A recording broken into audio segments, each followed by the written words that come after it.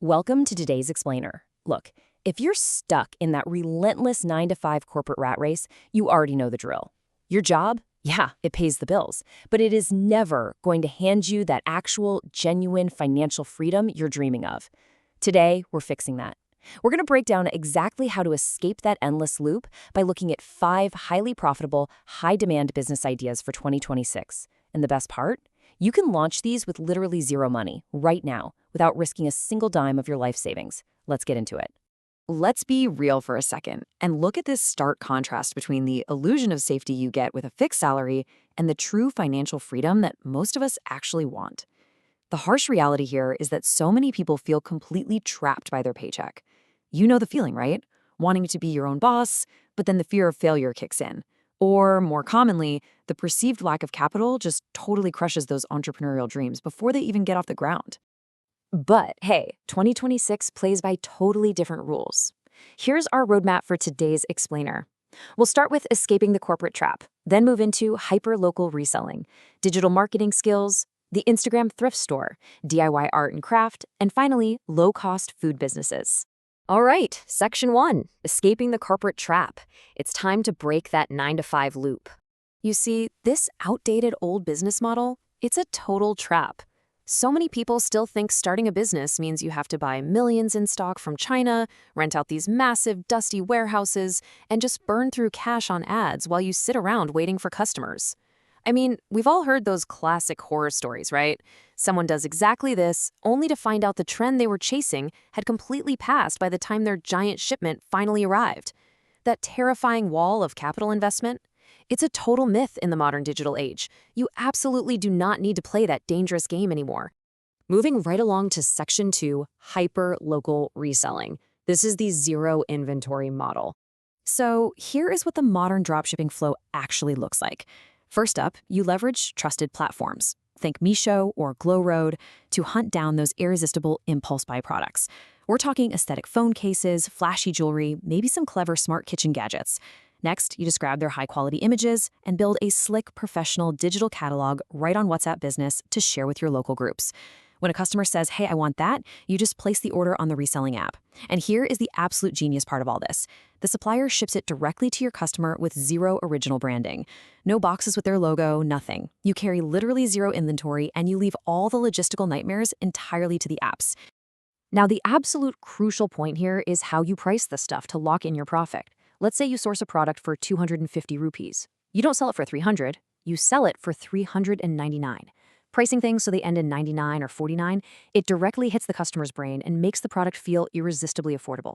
Seriously, it's the oldest trick in the book. But you know what? It actually works. You walk away with a solid margin, and all you got to do the next day is just shoot the customer a quick message asking for a review, screenshot it, and toss it up on your WhatsApp status to build that hyper-local trust. Okay, let's jump to Section 3, digital marketing skills. This is how you actually scale your business. If you want to pull any of this off, mastering the internet is completely non-negotiable. To really get a grip on this, the Skillzia 80-hour digital marketing course, which is specially tailored in Hindi for complete comprehension, is highly recommended. Think about it. If you can master these modules, stuff like leveraging over 30 AI tools, including ChatGPT, spinning up high-converting Facebook and Google ads, ranking your sites via SEO, and snagging freelance clients on Upwork and Fiverr, well, becoming financially independent goes from being a pipe dream to being incredibly achievable. Plus, it even comes with a dedicated form for doubt solving and a full 5-year validity. And honestly, as a massive bonus, by just applying the SPL70 coupon code, you can unlock this entire 12-module package for just 1,196 rupees instead of the usual 4,000. It's wild. It's the perfect example of what we were just talking about, investing a tiny, manageable amount in your own skills rather than sinking millions into physical inventory you might never sell. Moving on to Section 4, the Instagram thrift store. It's all about selling premium brands. Look, everyone wants to wear premium brands like Zara, H&M, or Nike, right? But those mall prices are totally out of reach for the average person. So the true engine driving this secondhand apparel business is FOMO, the fear of missing out. Here's the play. You source bulk, premium clothes from wholesale suppliers for literally just 100 to 200 rupees a kilo. I know, it sounds crazy, but it's true. You cherry pick the best pieces, dry clean them, and post some really aesthetic, high-quality photos on a niche Instagram page. Because you only have one size and one single design available, you're essentially forcing the customer into an immediate impulsive purchase. Because if they don't buy it right then and there, somebody else definitely will. And instead of setting your cash on fire with paid ads, you use zero-cost marketing. It's so simple. Just DM micro-influencers, the folks with around 1,000 to 5,000 followers, and offer them a sweet commission-based deal. They promote your clothes to their highly engaged audience, and they only get paid when you actually make a sale. It is a brilliant, complete win-win situation with absolutely zero upfront marketing spend. Next up, Section 5, DIY Art and Craft. Here, you don't just sell the product, you sell the experience. In a gold rush, the ones who make the most money aren't the miners digging for gold, but the people selling them the shovels. Man, I absolutely love this analogy because it hits the nail right on the head for the DIY kit business. Think about it. Thousands of incredibly talented people try to sell finished paintings or resin art online, and they end up waiting months for a single buyer. The reality is, people love looking at art, sure, but they hesitate to actually buy it. What they really want to buy is the experience. So don't just sell them the finished painting, sell them the shovels.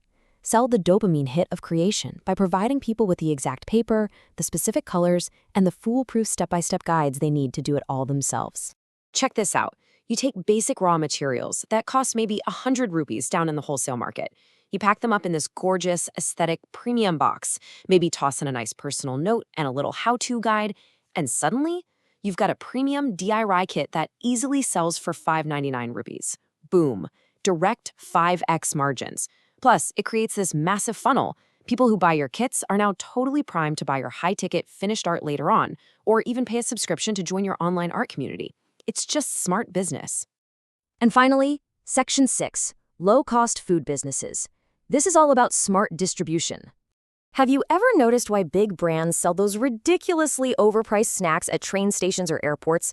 It's a strategy called the captive audience trap. People who are traveling are already in this spending mindset, and frankly, they have no other options. Well, you can tap directly into this without even opening a shop. You prepare dry, long-lasting homemade snacks, like some nicely roasted makana or premium bhujia, but listen to me, do not run ads for this. Instead, you take your snacks and place them right on the desks of local tour operators and travel agents on a profit-sharing basis. You bypass ad spend entirely and sell directly to an already spending-focused, captive audience. You literally just visit once a week, collect your profits, drop off some fresh stock, and you're good to go. Now, for daily meals, completely ignore those crazy expensive commercial kitchen setups. Just don't do it. Instead, launch a premium tiffin service targeting students or working professionals who are desperately missing hygienic, home-cooked food. Your unbeatable unique selling proposition? You lock in just 10 to 15 recurring local customers with a strict 7-day, no-repeat menu. You gather pre-orders via a simple WhatsApp group message at like 9 a.m. You cook exactly what is ordered so there is zero waste, and you hire a local delivery person. This level of personalized quality and care, it easily beats any random discount code a major delivery app like Zomato could ever offer, and it creates a super reliable stream of guaranteed recurring revenue. So, to wrap up our explainer today, I'm going to leave you with this final challenge. We have just gone through the blueprints for hyperlocal reselling, thrift stores, DIY kits, and smart food distribution. The lack of capital is quite literally no longer a valid excuse in 2026. The tools are completely free, the platforms are ready to go, and the demand is absolutely massive. So, are you just going to keep consuming content day in and day out? Or are you actually ready to take action and build your second income today? What is your next move? Thanks so much for joining me on this explainer, and I will see you next time.